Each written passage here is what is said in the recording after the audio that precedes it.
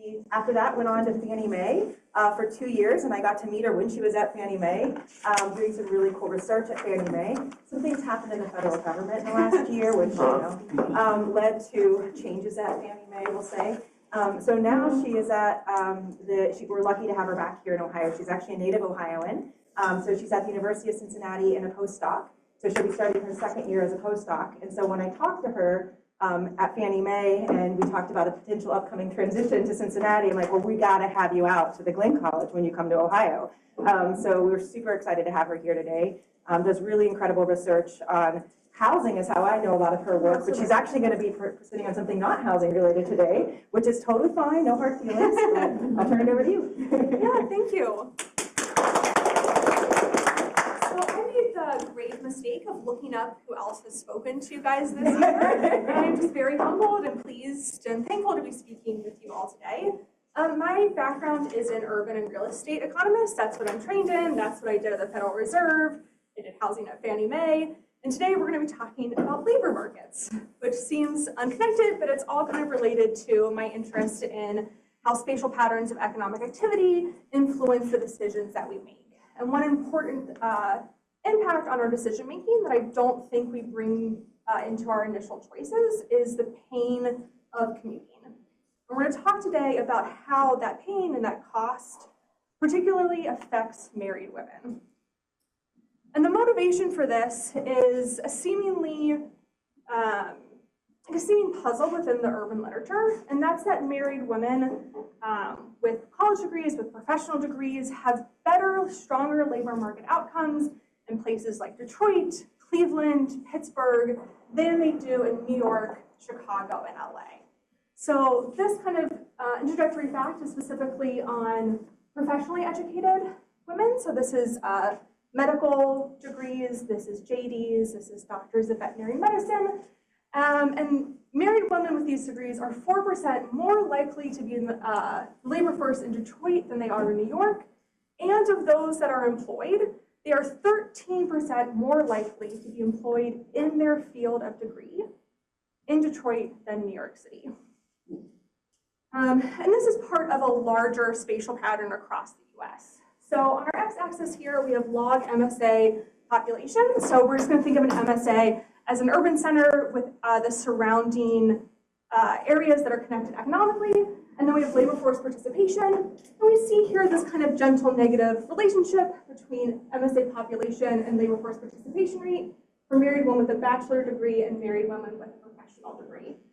And while this looks like kind of a gentle trend, the important thing is that for every other group, married men, single women, single men, there's the expected positive relationship between city size and labor force participation. And we expect this relationship because large, thicker labor markets are expected to have higher productivity through resource sharing between firms, through easier exchange of ideas, and for thick, diverse labor markets that allow for faster job matching and better job matching. And so the fact that we see any negative relationship is a puzzle. And so what I'm going to be pointing to today is the other fact about large cities, and that is that they are congested.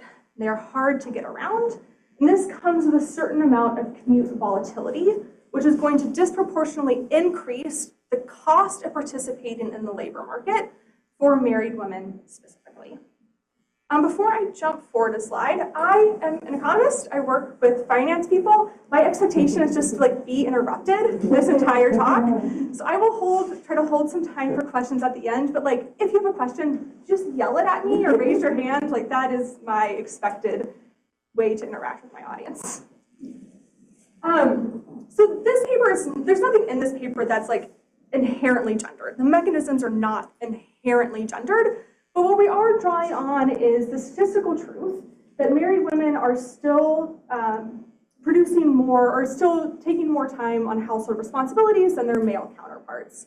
And we know that even for women who are working full-time, they're still doing spending 30% more time on household responsibilities than their husbands are. And what I'm bringing to this discussion is that for these higher educated households with higher earning potential, long but predictable commutes are things that we can make choices around, right?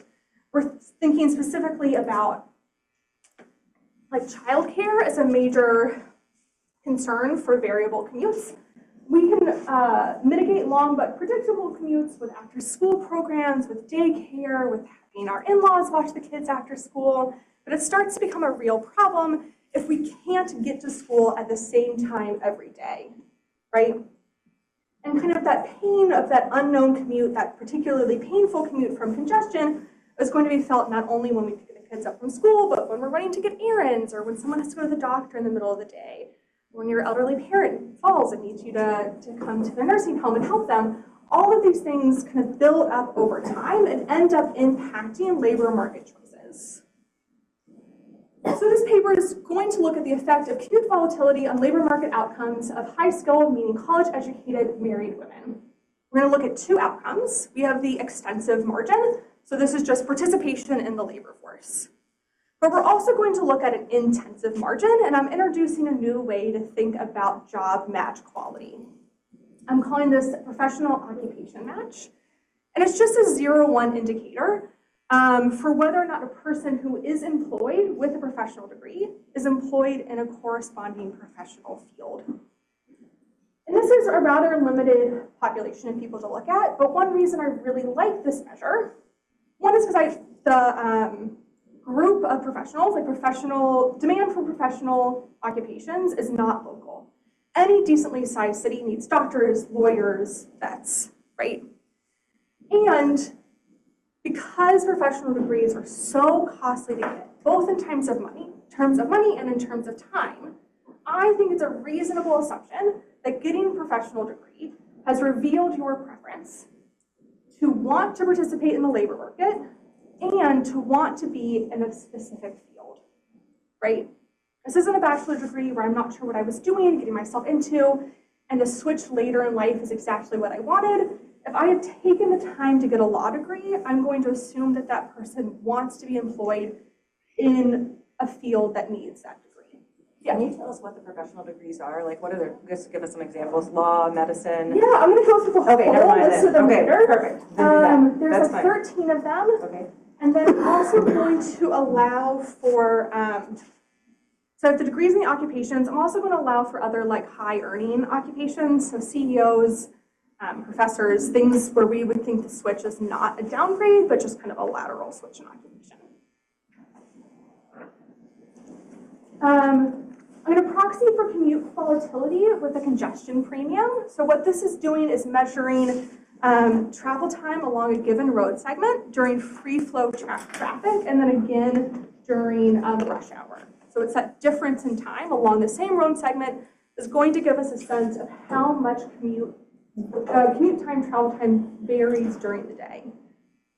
I also think it's a proxy for increased potential for frequent major traffic disruptions, right? So if I'm in a highly congested city like LA and there's an accident on the freeway, my assumption is that in a congested setup, that's going to be a lot more disruptive than a place like Cincinnati or Syracuse where we have much lower congestion. And finally, my empirical results are really going to be pretty straightforward. We're going to look at a nice linear probability model, which will be a nice ease of interpretation. And we're going to be running our labor market outcomes on commute volatility, city size, average commute time, and then a whole slew of controls for individual effects, for kind of family and household composition, for MSA labor market characteristics, and for state labor market characteristics.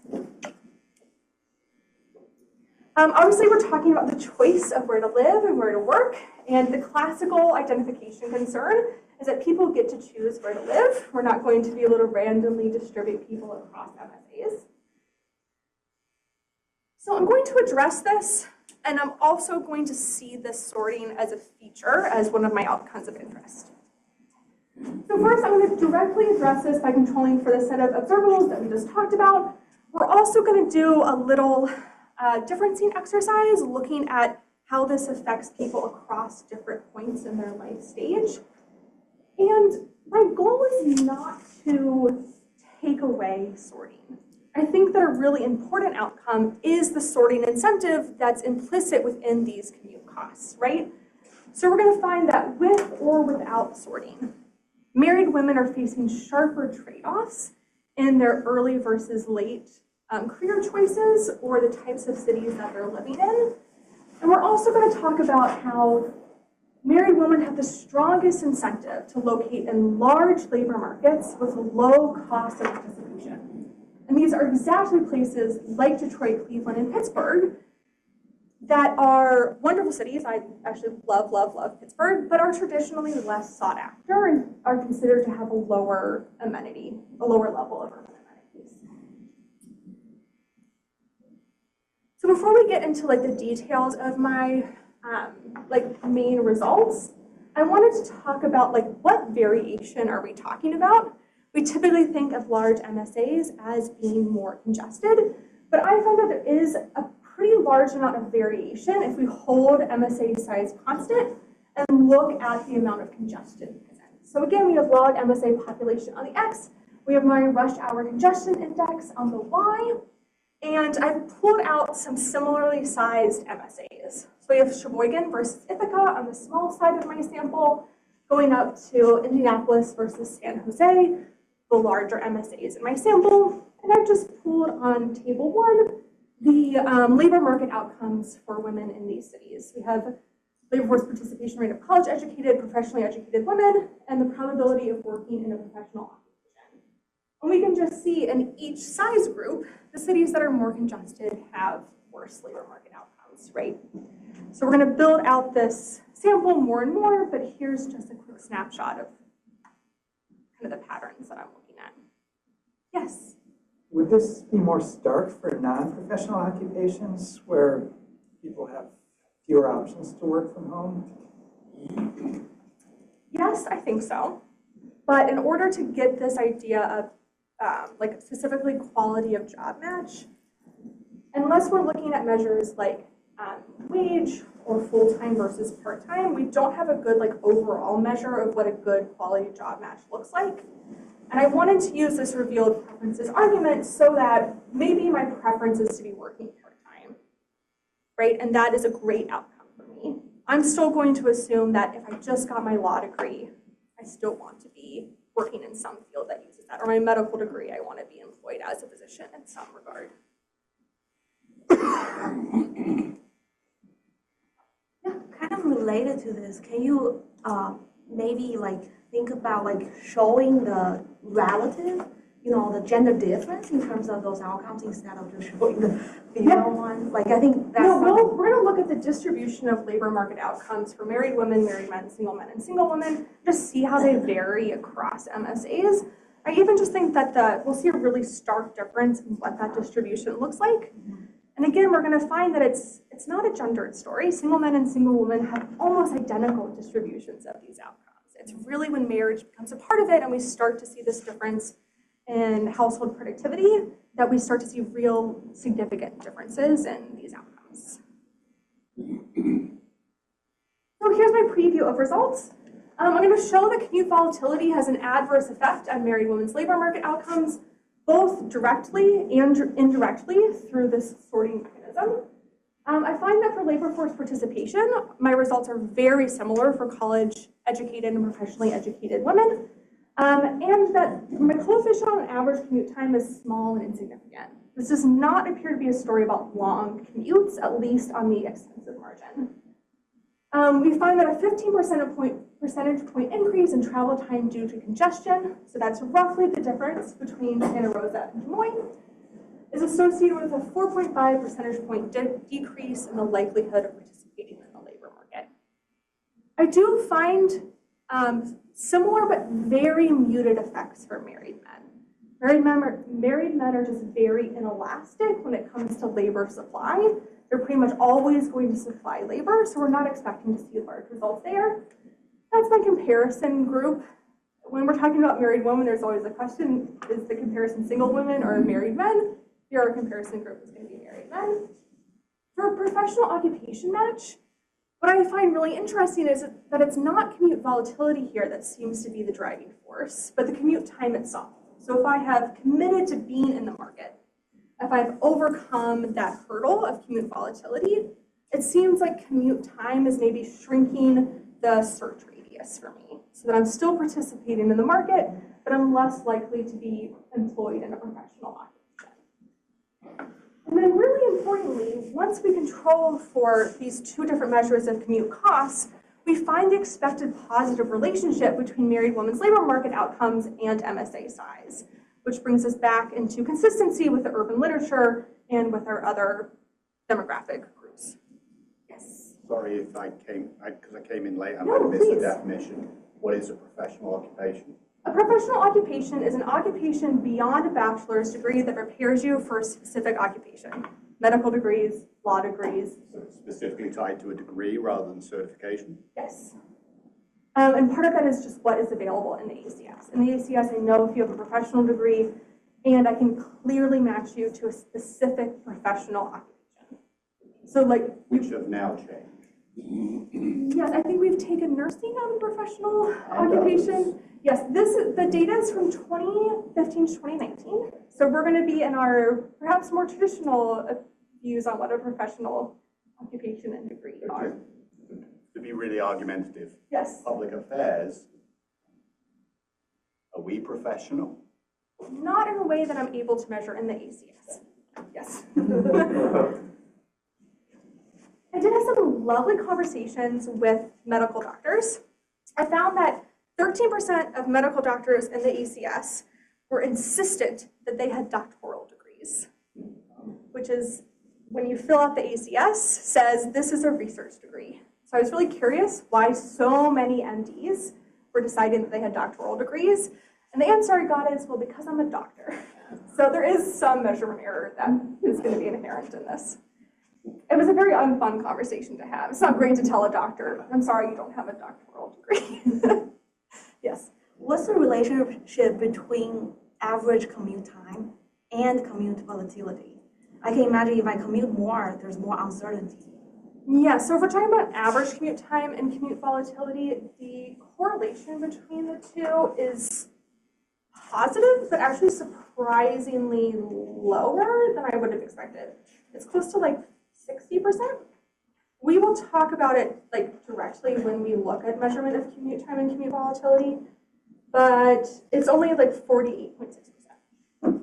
The correlation between the two. And so it might be that like as an individual, am commuting longer in the congested area, that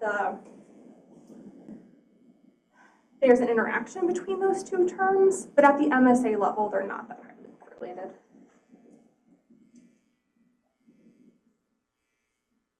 So let's just ground ourselves in the literature I'm familiar with for a moment. I'm really drawing on two influential papers. The first is the Power Couples paper, which is one of my all-time favorite papers. And if you want a really good example of a beautiful, clean triple difference, that's the Power Couples paper. And then why do so few women work in New York and so few in Minneapolis? We can see why I'm drawing on this paper. It's going to be very similar, and I'll talk about kind of where we're going from there. But the Power Couples paper really highlights why I've chosen to look at women with college degrees and above, right? So Costa and Kahn find that power couple papers, those where both partners have a college degree, are disproportionately likely to concentrate in large urban areas. And they're specifically concentrating in large urban areas because of the better labor market outcomes, which seems to be at odds with what I'm finding.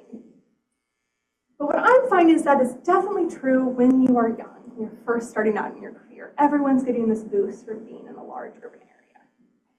And then as women age, and by age I mean being greater than 35, this trade-off happens, where all of a sudden you see the significant negative shock to your career by being in these large urban areas. So that's where we're going to look at the spatial patterns of LFPR across age groups to talk about this potential trade-off that's not captured in this original work. The second paper I'm drawing from by Black, Kolsnikov, and Taylor find that variation in commute time contributes to these differences in married women's labor force participation rates. And I find that for LFPR, it's not commute time. It's the pain of congestion, it's the uncertainty that comes with congestion. I'm also going to be looking at both the extensive and intensive margins of the labor force, and I've greatly expanded the sample of MSAs to about 240. There we go. Okay, so that is pretty much the paper, that's the talk. So how are we going to spend the rest of our time? Mostly in measurement. We're going to talk about how we measure commute time and our congestion premium. Then we'll talk all the way through labor force participation at both the college level and the professional degree level, talking about measurement, summary statistics, and spatial patterns. We'll talk about our primary results, and then spend a decent chunk of time talking about the sorting problem and how we're going to think about that conceptually. Then we'll get into job match quality and kind of follow the same steps, and then we'll conclude and hopefully have time for lots of questions. But are there any questions now before I plow forward?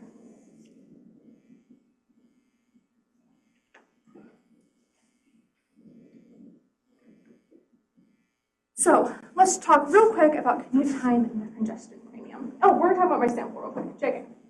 We're using the 5-year American Community Survey from 2015 to 2019. We'll notice the COVID shock is not in here, but we can certainly talk about the implications for that towards the end. I am looking at white, non-Hispanic individuals between the ages of 25 and 55. So I'm trying to capture people who have graduated and are kind of in the prime of their career before moving on to a potential secondary career. And I found that for my smaller MSAs, I just don't have the sample size to look at differences across race. So one option is to include absolutely everyone and not be able to look at that variation. And the option that I've chosen today is to really limit our sample from the beginning. I'm not entirely sure how I feel about that. That's where the paper is at this moment. We talked about our 2 levels of education. Because we're looking at differences in household responsibility, we are looking at married individuals and heterosexual couples. And we're working with the 244 MSAs of population of at least 100,000, for which we also have traffic data.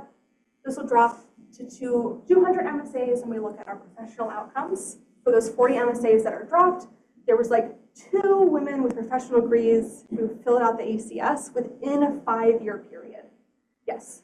Out of curiosity, limited to those heterosexual couples. Yes. Why only those? There are homosexual couples, plenty. Definitely. One reason, so like one great comparison group would be homosexual couples. I'm just not seeing enough variation, like enough sample to look at variation across MSAs, even within a 5-year period. So we could really limit the sample to like the top 50, maybe MSAs, and do a really beautiful analysis, and that might be a really nice place to take the paper also, and be able to look at a lot more variation across groups, and maybe get a cleaner control group out of it. Okay, measuring commute time and volatility. So average commute time, we're just looking at the average one-way commute time of all employed individuals who are not working from home. 93% of those commutes across the US take place in a car. And 75% of them are taking place during rush hour traffic. And this is important because the variation we see between average commute time and commute volatility is not because we're measuring these things at 2 different times of the day. They're actually being measured both during rush hour. Commute volatility is an index provided by the Texas Transportation Institute, where travel time during rush hour over travel time during free flow. We're going to subtract 1 from that so that we can read the index directly as a percent increase. So 0.25 on our index implies that travel during rush hour takes 25% longer than it does during off-peak hours. So I'm going to try to keep everything nice and readable. Yes? Could you tell us about what is rush hour? Is it the morning rush hour or the both evening? rush hours. Oh, it's both. Okay. Yes. Yeah. Yes. So it's 3 hours in the morning. Okay. Like, I have it written down somewhere. 6:30 to 9:30, and then 3 hours in the evening between 4 and 7. Yeah, thank you. So this is just our summary stats with our distribution of average commute times across MSAs and our congestion index during that period as well. And we can see that while our average commute time has a nice kind of center distribution, we're kind of left shifted in our distribution of the congestion index. Most importantly, we are seeing, while there's a positive relationship between population commute time and commute volatility, we have a lot of variation to play with, right? So our correlation between commute volatility and average commute time is only 48.6%. And I think that this shows that relationship, the noise in that relationship even better. We just have commute time on the X and our rush hour congestion index on the right. And I've highlighted some fun MSAs there. We've got Las Vegas, which has a short but relatively congested commute, all the way out to like Bridgeport, Connecticut, which is a very long commute and kind of at the middle of our congestion index. So lots of variation to play with. I think I was surprised when I first saw this. I thought for sure that these measures were just capturing two parts of the same piece, but we're really playing with kind of our first moment and our second moment here. Okay, any questions about commute times before we talk about labor force participation?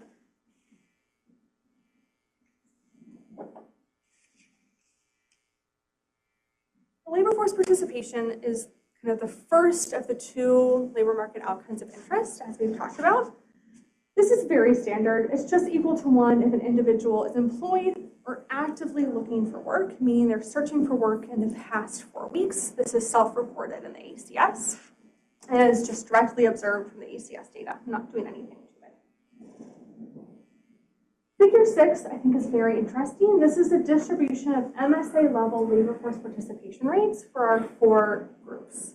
So married women are in this maroon color, married men are the solid gray line, then our dotted lines are single men and single women. What we really see is not only is the labor force participation rate of married women downward shifted, but we're seeing so much more variation in labor force participation rates across MSAs for women compared to married men. But for single individuals, really no difference. And so the key here to the story I'm telling is not why are the average labor force participation rates between men and women different. It's why is the spatial variation in these rates different? What is it about certain cities that maybe drives or maybe is associated with these really different outcomes in labor force participation rates for men? And this is for college educated. This is again for professionally educated. And here we see that the while the LFPR for married women is high, it's 90%, it is 8.3, 8.4 percentage points lower on average than married men, and exhibiting significantly more spatial variation.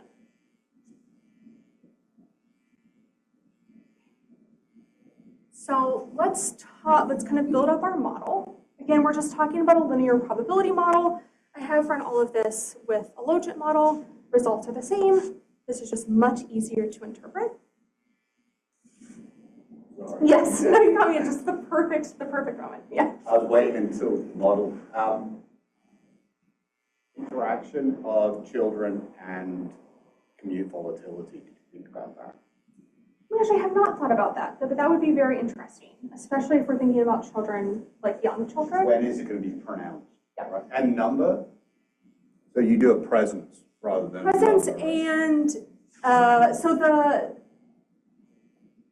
it is, do you have a child? Are the children in the home who are between ages 0 and 5? Or the children in the home between ages, I think like 5 and 18? It's a pretty broad range. And no, 5 and 10, and then 10 and 18. It's 0 to 5 and the definition of at home that worries me, right? Okay. Because, I mean, it's the commute volatility impacting pickup and daycare. Yes, I mean, as well as like all the other Probably gonna chores be we the run, rules, but so. that could be the big. And talk to me about the definition at home. Do you have concerns about that measure in the ACS? Is it full-time at home? I believe the ACS, and someone can jump in and correct me, asks if the child primarily resides. I don't know off the top of my head, like what that Resides is means. different than during the day, though, right? Sorry, No, it's okay. It's okay. This is just the definition from the ACS. I can certainly go back and like figure out like the exact Oh, so you wording mean like of that joint custody? question. Yes, I don't know how prevalent that would be in my data, or the real concern is not is that measurement issue there, but is that also varying spatially in the same way that our other measures Yeah, are? that's it. Yeah. Top of mind was I could see that interacting with commute volatility. Yeah. So I just That would be a wanted to- really interesting interaction to look at and see how it pops out. Yeah. We are going to run this regression differently for 3 different age groups, 25 to 35 years old, 35 to 45, 45 to 55. And that'll get us kind of indirectly there, but not all the way there for sure. So have you run subsamples when you have or don't have kids in the household? I'm getting the same results as when I break it out by age. So that kind of addresses this concern, Yes. because that's basically a fully interactive model if you're running a subsample. You're right, I have run it with and without children. Okay. I found the age breakdown to be more fun to play with, but I am getting the same results. I get that commute volatility is more acutely felt by families that have children than families that don't, but that there is still an effect on married women, even if there are no children in the home, if we're just talking about I think the increasing reality of daycare versus Oh, yeah. school. We were talking about that last night at dinner, that's exactly, yeah. Yeah. Yes, and then we'll work. Yeah, and off of Neil, the implication of children, I was curious if a control for universal daycare policy in New Mexico just rolled it out and certain MSAs that have that. I think that interaction would be interesting to help answer like But the in this age of time children. frame, that question. wasn't as much of Yeah, an issue. yeah, New York, I mean, they had it in some places. yeah. We'll go here and then we'll. Yeah, well, I was gonna ask you something like, how are you thinking about like income and cost of living? And Yes, so yeah, and that's where universal daycare comes in too, right? Because it's like, I have added them in, not in this regression, in my robustness checks, I directly added in the median childcare or daycare costs for a bunch of different age groups. I've played around with adding in home prices, but we know that just like home prices capitalize everything, wages also capitalize everything. So most measures, or both measures are highly correlated with wage of single men, which is going to be kind of like, in this kind of basic regression, my catch-all for variation in cost of living, but I have added them in. I don't see any Or the notable housing cost changes. burden, like we know the housing cost burden varies I could significantly change- spatially. So like Yes. that, to your point, like housing costs and wages are correlated, but it is so true that in some areas you pay 80% for housing, in other areas you pay 20% for housing. Very true. I can definitely add that in. What data am I using? ACS. ACS, 5-year ACS. I could add that in even at the trash level. Yeah. Yeah, That and would be get some like nice sub MSA controls in there. Yeah. I'm sorry, we have a question over here and then I will come back. Different variable, the commute time, what about alternatives to driving across MSAs? So I do run a robustness check where I take the 10 MSAs that have the most commute by public transportation and I drop them just to see, first, is the effect driven by very large MSAs, which is pretty much what that is doing anyway, and second, what happens if I'm just focusing on MSAs where most commute happens by car. Across the entirety of the US, way over 90% of commutes occur by car, and it's really just a handful of MSAs where there's even like any notable use of public transportation to commute. Hi. Thank you for your presentation. And you might have already done this as a robustness check, but if not, I'm thinking it might be interesting to try breaking this down by the types of professional degrees, as someone kind of already hinted at. But I want to make this point that, like doctor versus lawyer, like medical doctors, no matter primary care or surgeons, they all make good incomes, good salary. Lawyers, though, the deviation, the variation is crazy. So in other words, the opportunity cost can vary a lot by professional degrees. That is very interesting. Not in this regression because this is just for college educated, but at the professional degree level for job match quality, I do add in a measure that looks at like, for single men in the metro, what is the relationship between your wage if you're professionally educated and employed in a professional occupation versus a non-professional occupation, to try to get at like, if I'm moving to a non-professional degree, how much of that is a positive move that I made because the outside option was better, but to look at that by industry, I think would be really interesting. So I think everyone's read the slide, but the individual effects I had are age, presence, and age of children in the household. I have college major fixed effects, so about 36 of them. I have your spouse's educational attainment, which is also going to control if your spouse is more or less educated than you, because this is just college-educated married women. I have the labor force status of your spouse. At the MSA level, I have employment rate of single men, wage of single men. At the state level controls, I have unemployment benefits, average weekly unemployment benefits, and minimum wage. And then I've clustered my standard errors at the MSA level.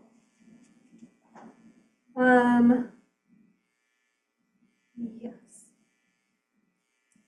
Yeah. Have you tried just do state fixed effects?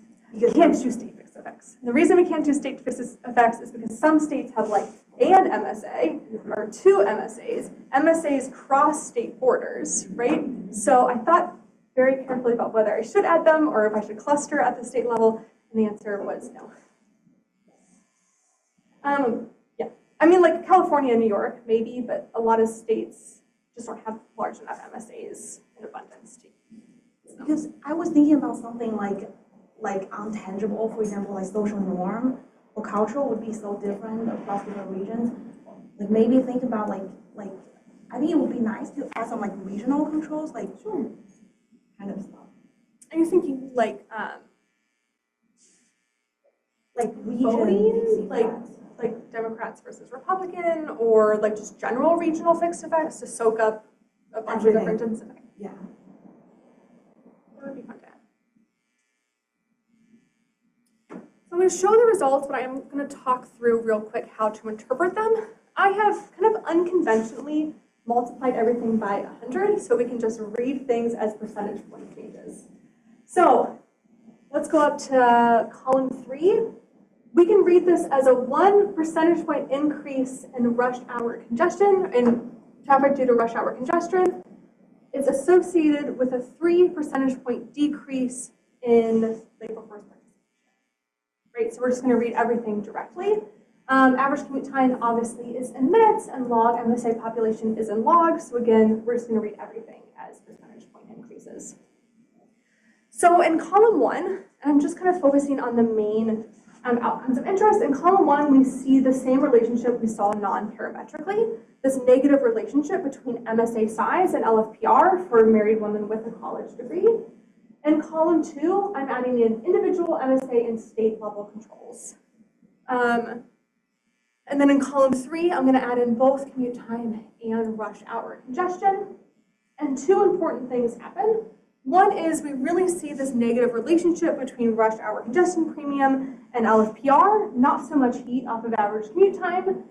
And we find that our coefficient on log pop switches and becomes positive, which is kind of our expected theoretical relationship between size of your labor market and labor market outcomes. The signs on our additional controls are not shown, but are kind of as expected. Having kids, that's going to bump your LFPR. If your husband is less educated than you, that's going to increase your, by bump I mean decrease. If your husband's less educated than you or not in the labor force, that is going to increase your participation rates. And you're going to have lower participation rates in states with higher unemployment benefits, right? It's small, but it's there. For married men, oh, please go ahead. I was just trying to make sure I understand. So the difference between congestion and commute time, congestion is you're saying it's measuring something about volatility and unexpectedness? It's measuring something about how much commute along the same road segment varies during the day. So, but why? How do we know that that measures variability and not just the fact that there's a lot of traffic all the time? Like, couldn't it just be always congested? No, because it's measured over the same road segment multiple times during the day. And so you have like measurement during free flow, so during not heavy commute periods, and then you come back and measure during rush hour. Okay, so it's congestion is that it's higher during rush hour than it is during non-rush hour? Yes. But rush hour could always be heavily congested. Yes, and so the ideal measurement would be to find a road segment and measure it over and over and over and over again over time. During rush hour? During rush hour, during non-rush hour. But you're only on Tuesdays, or, you know, what percent of the time are we seeing? Right. but that is not the measurement that I have. What I have is what I'm going to argue is a proxy for that, but it's not something that I can directly observe. And it's comparing the amount of traffic during the rush hour, 3 hours, to the amount of time it takes to travel from point A to point B during rush hour versus during free flow. Got it, okay. But that could be predictable if it's It could be, if always- that's exactly happening all the time, for sure, that could be predictable.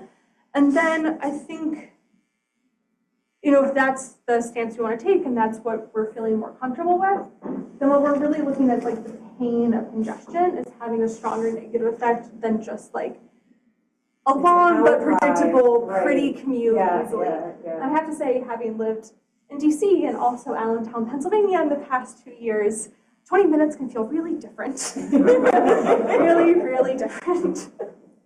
Sorry, that answer kind of, I misunderstood it, the definition. Yeah. So is there an asymmetric effect that you're looking at? So when Stephanie asked the question, it was about the penalty, right? The variability, the uncertainty. That's what I understood it to be, but I think your answer was about both negative and positive. So shorter than as well as longer than expected. I'm not sure I entirely understand the question. So the measure is normally a looking at 40-minute commute. How is it being coded if it's 50 versus 30 minutes? for commute time, it's just the minutes. It's the 40. Yes. For the rush hour congestion, it's the relationship, the ratio between time during rush hour over time during free flow. Right. So it's going to be like, What if that was a 20-minute trip in free flow? it could be a 40-minute trip during congestion, and then the measure is going to be 45, So 50%. then how is that versus the- accommodating both good and bad stories? I don't think it is accommodating the goods and the bad stories. Yeah. So my point was about like the pain of 20 minutes, how that can feel I think you're differently. measuring the pain. That's going to be probably the interaction between the two, how long and for how. And it could be, I could be capturing the pain for sure. I think I'm looking at variation in commute time during the day. I don't think that's going to be convincing for everyone, but I also think one way to think about this is like looking at first and second moments as well. What about accidents? We were just talking about like So you say accidents are going to be higher in congestion. That's still, Yes. right? You talk about Yes. it that way, that framing. And that's still then, yeah. We talked about that a bit in the beginning, like higher congested areas are just going to be prone to like much more negative effects when something bad happens. Yes, Yeah. So that's another way that we can Yeah. think about this as the potential for uncertainty, the potential for. You could just show that congestion is associated with accidents. And we know accidents are going to be unpredictable. Like, Yeah, that's true. We could get stuck with, you know. Yeah.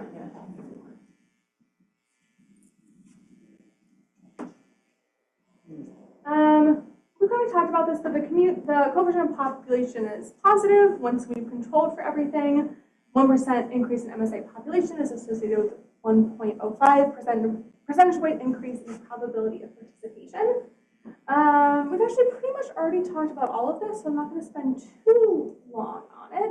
But I did want to point out that for married men, we are seeing a negative effect from this congestion premium, just much smaller than that of married women. Again, married men's LFPR is very inelastic. It just is not responsive to changes in the environment. This is the same thing. Now we're looking at professionally educated married women, and we're not like seeing a lot of difference here, right? We see a negative effect on population that becomes positive when we control for commute costs. We're seeing a role for for congestion, not so much for commute time, and really it's a very similar. The point estimate is very similar as to what it was for a married woman with a college degree, which is all here. Okay, so identification. Individuals choose where to live.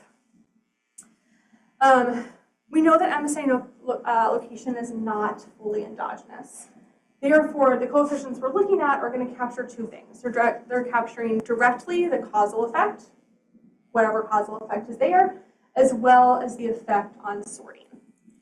And so married women who want to participate in the labor market have an incentive to live in large, uncongested urban areas. And this is exactly the problem. It's not a bias towards zero, it's a bias away from zero, and that, of course, is an issue. My first kind of response to this is that if we're still worried about unobserved preferences and labor force participation that are not controlled by college major, they're not controlled by spousal characteristics, they're not controlled for any of the characteristics we've looked at, that is the issue of sorting that we're talking about. It's not a raw sorting, it's a sorting after we've controlled the observables in the model. And the next step I'm going to take at it is by looking at spatial patterns of labor force participation by age group as a mechanism to think about when the timing of sorting would happen, if it's happening, and what that means for married women. I think this is a very cool graph. This is log MSA population on the labor force participation rate for college-educated women. In red, we have 25 to 35, in yellow, 35 to 45, and in blue, 45 to 55. I think this is very interesting. So for our youngest age cohort, we see an initial decline and then a really big increase in labor force participation rate with city size. And for women over the age of 35, just in the raw data, we see this decline, right? And so the point of time that sorting would be like, the best time for sorting to occur is in between these two age groups. So we're talking about if I'm sorting to maximize my labor market potential. I'm moving to a large MSA when I'm young, and then young and married. And then I am perfectly choosing the MSA on my own as a single individual who's part of a household. I'm choosing to move to a smaller MSA. We know these choices are not being made by an individual. It's a joint decision, it's a household decision. So I think the potential for perfect sorting, again, after we've controlled for everything else, is small, but still perhaps present. I just want to show that these relationships are still in play once we add in all of our controls. So here we're looking at the raw relationship in columns 1, 3, and 5. And we have our fully specified model in columns 2, 4, and 6. And we're just seeing the same relationship that we saw before. This really negative relationship for women between 35 and 45 and 45 and 55. And then once we add in these controls, we flip the coefficient on population and we see that negative driver from congestion, all controls added in. And the flip is primarily likely coming, I mean, I know you're adding a lot of controls, but is it primarily the congestion? Because, I mean, population and congestion yes, are you two measures can, of... oh yes, population and congestion. You can run this model with every single control except for commute time and congestion, and you stay negative to neutral. And then yeah, go ahead. And then you pop in your commute cost variables, and that's what switches it over to positive. Is it just the congestion that's, I'm guessing yes. The commute time's not doing it, it's the congestion. And is that, I mean, you really can't have a lot of congestion without a lot of population, because congestion, right? So what's the correlation between? Oh, population and congestion, it's only like 50%. Huh. There's a lot of variation between congestion and MSA size, which I was surprised by. Even with the same population. Yeah. So you could live in a small MSA with relatively short commutes. Yeah, you showed us that at the very beginning. You really did. You showed us that during rush hour. Sorry. Yeah. I I think a place, what's a place that has really bad commutes? was thinking congestion, not commute time. Oh, congestion. You want to think a place that has a lot of. It's getting to infrastructure point, right? Like Yes, that's what I'm doesn't talking have about. infrastructure, yeah. Or it's like surrounded by a river, and like we have bridges that we have For to sure. go over. Gotcha. It's tunnel that we have to go through. Yep. I mean, I love Pittsburgh, but it is kind of a. But it is flipping. in and It out is of flipping the sign. So there's something like if you drop congestion and you flip the sign on population, Yeah. population becomes significant. Population isn't significant if you don't control for congestion. Yeah. So they're really related to each other. Yes, they're really related in the sense that if you hold congestion, the best way I'm gonna choose to interpret this, that is for my argument, is if we held congestion constant and we just increase population, we increase the labor market density that you're working in or labor market size that you're working in, that would increase your labor market outcomes. Or if you took a really big city and made it easier or less easy to commute around, that you could really change people's labor market choices. You could interact with population with congestion, right? Yes, I could. I guess the question is like which interactions make the most sense. Yeah, so you could do congestion, commute time, or population, and maybe the answer is to do all of them and see what's going on, but that is definitely an option on the table. I want to talk, I'm just have an eye on the time. This is kind of the last big thing that I want to talk about. We might actually just skip over the intensive margin, which is a shame, but I want to make sure we have a couple minutes for discussion. I want to tell a story about movers and non-movers. So it's still possible that after adding in our controls and after looking at the incentive that would have to happen kind of mid-career when you're already married, maybe people are still magically perfectly sorting across MSAs and all of my results are driven by the sorting behavior. Maybe, I don't think so, but maybe. We have our movers and non-movers. So we're going to suppose that married women are either starting in or moving to large MSAs that have great labor market outcomes for them at the start of their career. And then either they remain in that MSA and eventually feel the adverse effects of commute costs, and they make a trade-off between early and late in life labor force outcomes. So that's if I move to the best city for me at the beginning, and then I'm just stuck there. There's no sorting. That would be our direct effect. And our mover story, I start out in the MSA that's large, has a great labor market, and really promotes my outcomes. And then I move to a large or less congested urban area as I become more sensitive to commute costs. And then the trade-off here that's being made is between labor market outcomes and the urban amenities that I was enjoying before then, right? Maybe we think this trade-off isn't super costly. Maybe that's a trade-off that people are making willingly. But it also has implications for like my wage and my productivity if I want to stay in the labor market and maybe I'm switching to a less competitive location, right? And really, kind of tying us back to the start of the talk, this has implications for the attractiveness of our older, we would call them shrinking cities, cities that were a large population, they shrank. They're still a large populated area, just not as big as before, primarily our Rust Belt cities. So these are going to be cities that had a very large infrastructure for transportation. And then they shrank, but that infrastructure did not go away.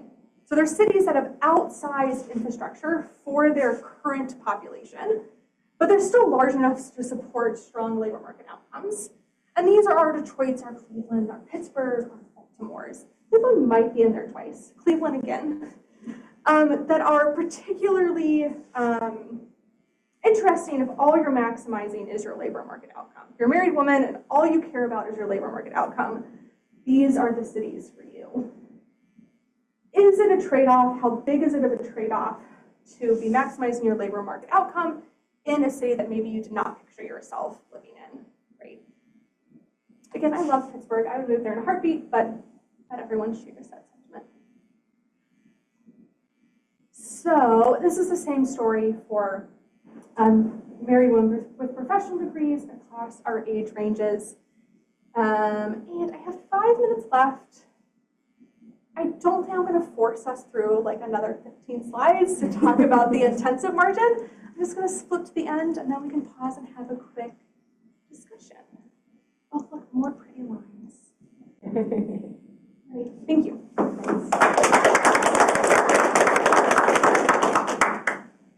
Questions, concerns?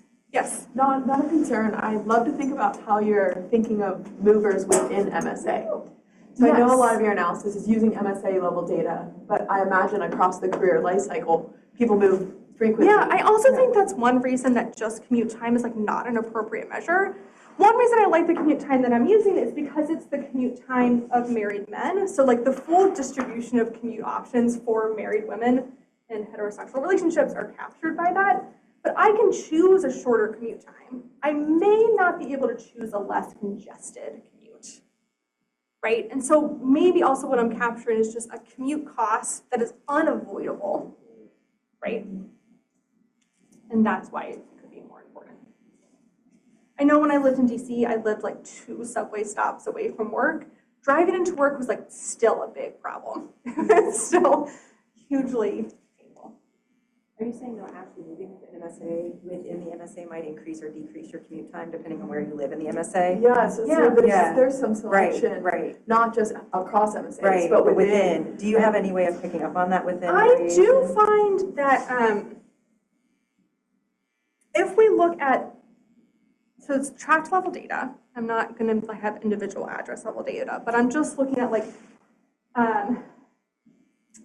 percent of married couples versus non-married people, just that composition. You see more unmarried people close to the city center and more unmarried people, single people close to the city center, more married people further away from the city center. So we do see that expected sorting. It's hard to know because a lot of that is going to be driven by like school district stuff. You would think as both parties, if you have two people in the household who have commute costs, that should be driving you into the city center, right? We have much more commute costs than we did before, but that's just not really what happens. We still have that classical story of married couples moving out to better school districts, therefore increasing the commute time of our participants. Yeah. A control that we did not talk about is I did look at the distribution of employment within an MSA, so just like percent employment within rings of the city center. Unfortunately, I got a lot of just mud in my analysis. I wasn't seeing anything that was expected, but it's a measure that I want to return to and think about more carefully because I think there's definitely a story about if you have employment opportunities spread throughout your MSA, that's a totally different story than if everyone's driving in. And that's going to be captured by congestion, but I think it's also an interesting way to think about what drives differences in commute costs. Yes. Thank you again for your presentation. I'm just not super familiar with the data that you're using, but I do think that the data is supposed to be nationally representative in terms of the demographics. But still there's this question of, can you just tell us a little bit more about the incentives for filling out the surveys? Like, I'm just thinking, like if someone's, because it's also kind of has a lot to do with your story about perception of time used, right? Like the people who like to fill out a survey like this, what's special about it? It's only a problem if that difference varies with city size and congestion. So it could very well be that there's differences in propensity to fill out the survey between different groups of people. It is only a problem for my story if that varies across MSAs as well. If it's just noise that's everywhere, that's true, but I guess we are referring to different things. You're talking more about internal validity, and I agree with that, but I'm talking more about the generalizability of the findings, so the external validity of your findings. A lot of differences if the ACS is filled out and it's not magically representative of the population. There's a very extensive weighting process that goes into play. So it's the weights that really give you that representativeness, not necessarily the respondents, the rate of response itself. That's a very, very big question about how do we think weighting happens and are we happy with that and how do we, a lot of weights are based off census data, but we don't calculate that. We don't gather that much information from the census as we do in the ACS. So are the weights really capturing everything that we want them to be capturing? But I don't think I'm going to solve that. Yeah. So about that within MSA, like variation, I understand the data, like the variables you're using might not have within MSA variations, but those, the LEHD data, they have the commuting flow between census tract, and maybe you can use that to maybe get some between different MSA, the commuting pattern would be different if you see similar results across those commuting patterns. That speaks to that. Yeah. I think we're at time. I'm sure people have many important things to do. Thank you so much for coming and all of your suggestions.